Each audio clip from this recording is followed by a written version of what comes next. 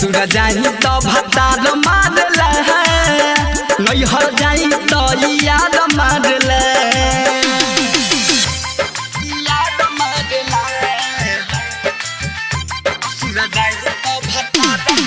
KK Singh बहरा टोला KK Singh बहरा टोला KK Singh बहरा टोला KK Singh बहरा टोला आपन मार हम की करास कहीं मनवा गईल बाटे बह चढ़ली जवानी के लगाई कौन राहे मन कर मर जाई डूबह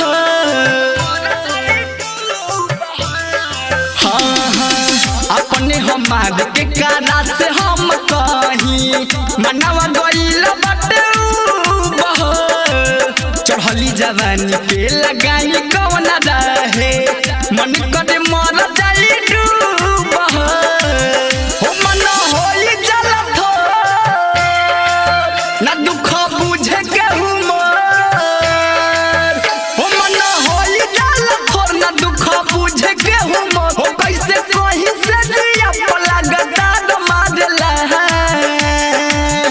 ससुर जाई तो भतार मारला नैहर जाई तो याद मारला ससुर जाई तो भतार मारला नैहर जाई तो याद मारला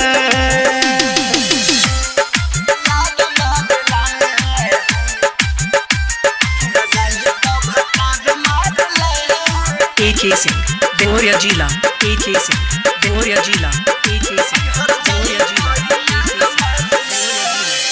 धड़कन धनंजय मासूम कवि जहरत दहिया के खून मुन्ना राज हमारा लागत लहर मिल न कहीं सुकून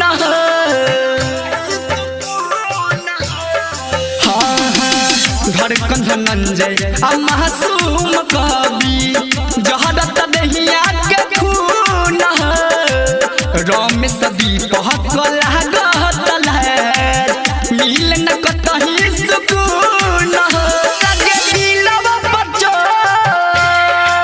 हो बटे किस्मत छोट हो लगे दिलवा पर चोट बाटे किस्मत छोट हो पैसे कहीं दाई तो याद पार मारला ससुर जाई तो भतार मारला नैहर जाई तो याद मारला हाय ससुर जाई तो भतार मारला नैहर जाई तो याद मारला मजा जननी न सुख के खाली सहतनी दुख के बिना गलती के झोटा उलसार मारला